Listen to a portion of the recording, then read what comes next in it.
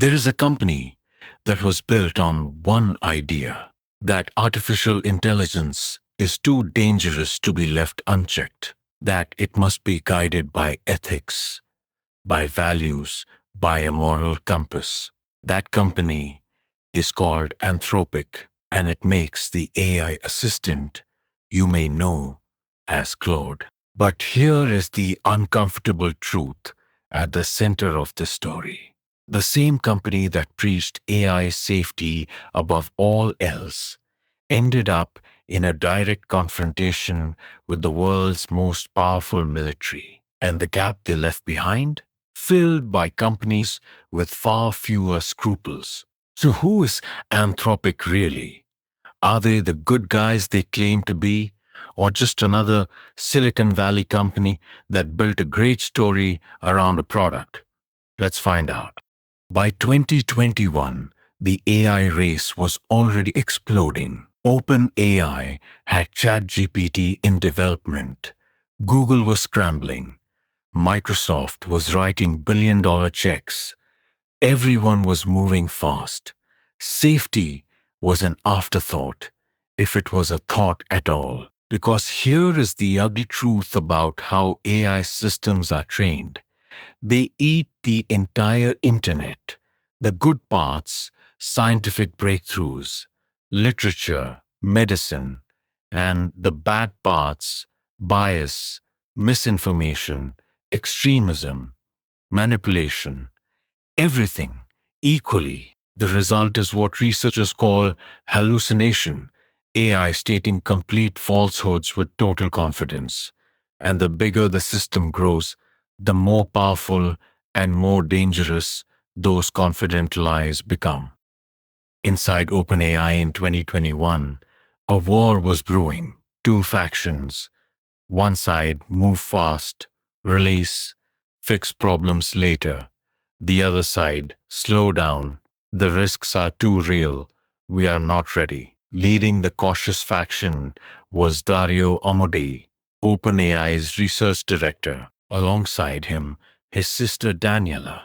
Both had helped build GPT, one of the most powerful AI systems in history, and both were frightened by what they had built. What happened next depends on who you ask. Dario and Daniela say they left on principle that OpenAI was prioritizing profit over safety. Critics say they left to start their own company, raise their own billions, and lead the race themselves with better PR. Both things can be true. In 2021, Anthropic was founded, registered as a public benefit corporation, meaning it had a legal obligation to serve society, not just shareholders. Noble on paper, but the money that followed told a different story. Anthropic's defining innovation was constitutional AI. Instead of relying only on human reviewers who get tired, biased, and inconsistent, they gave their AI a written rule book, a set of ethical principles the system was trained to follow and self-enforce. During training, one AI produced responses. Another AI reviewed them against the Constitution, flagging violations, demanding rewrites. Over millions of iterations, the system learned to police itself. Cheaper, faster, more scalable than human review. The honest limitation? A constitution is only as good as the people who write it. Anthropic's team, overwhelmingly American, overwhelmingly from elite universities, encoded their own values into the system. Whose ethics? Whose definition of harmful? These are not neutral questions. Claude's most impressive technical feature is its long context window, the ability to process and remember enormous amounts of text at once. Lawyers could upload entire case archives. Scientists could cross-reference years of research papers in seconds. It was genuinely revolutionary, but Claude also became famous for something less flattering. Ask it certain questions, even harmless creative ones, and it would lecture you, explain why it couldn't help, wrap a refusal in 3 paragraphs of moral justification. Users started calling it preachy, overcautious, frustrating. The criticism had a name: the lobotomy problem, a system so afraid of doing harm that it became nearly useless for genuine creative work. Anthropic had overcorrected.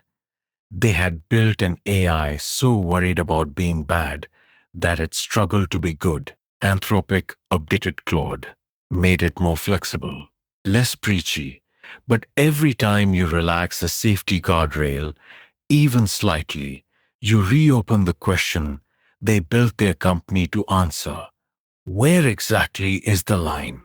And who decides?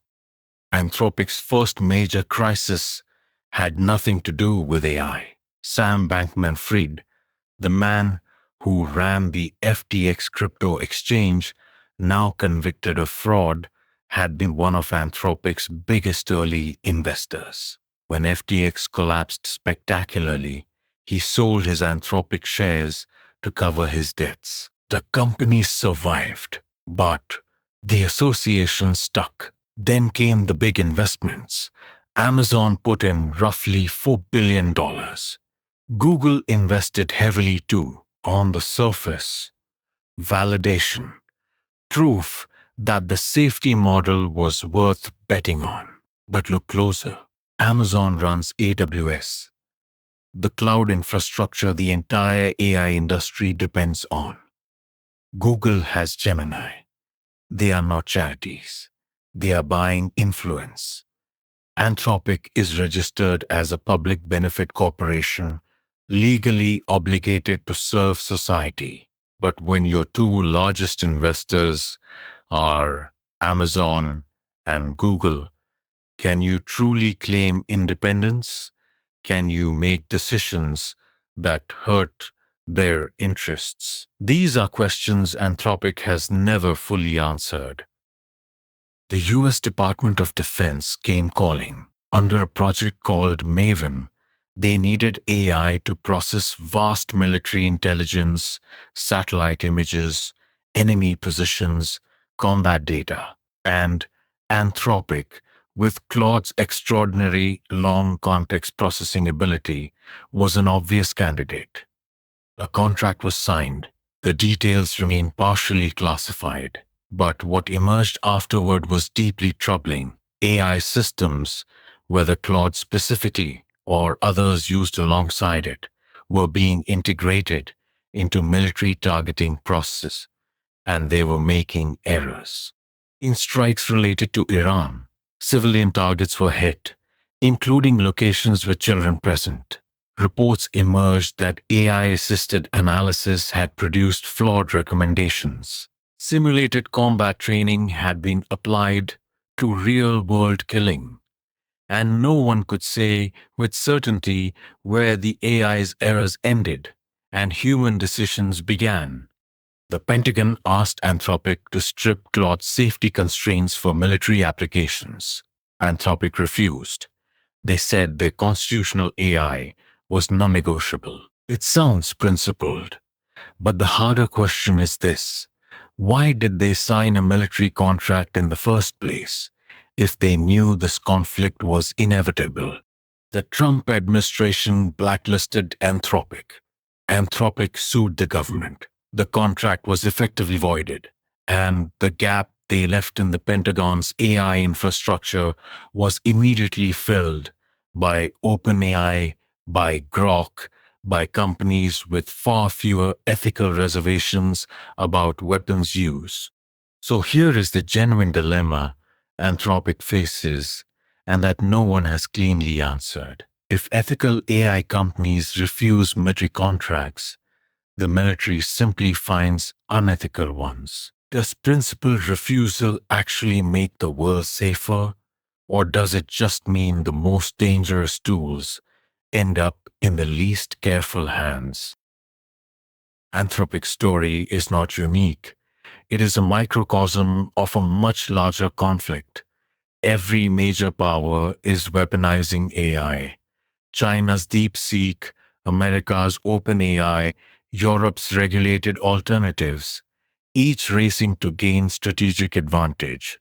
Safety is not the priority in any of these boardrooms.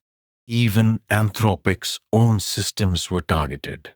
Reports suggest approximately 24,000 fake accounts linked to Chinese AI companies, including DeepSeek and Minimax, attempted to extract Claude's training data and system design. The AI race is also a theft race. And perhaps the most disturbing development of all, autonomous AI weapons, drones that identify, target, and kill without a human pulling any trigger. In Gaza, Ukraine, and beyond, this is not science fiction. It is current deployment. The question of who is responsible when an AI kills the wrong person remains completely unanswered in international law. So, what is Anthropic really? The answer is complicated, and anyone who gives you a simple one is probably selling something. They are genuinely trying to build safer AI. The constitutional AI approach is real research, not just marketing. Dario and Daniela left real money and real status at OpenAI because they were genuinely afraid of what unchecked AI could do. That is not nothing.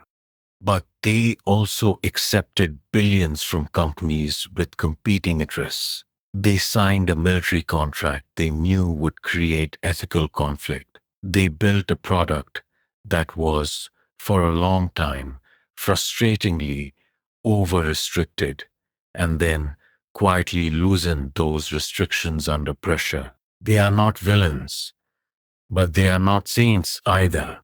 The real story of Anthropic is the story of what happens when genuinely good intentions meet the actual world, with its money, its wars, its competing powers, and its unanswerable moral questions. They are trying. Whether trying is enough, in an industry moving this fast, with stakes this high, is something none of us knows yet. Subscribe to Origins and Empires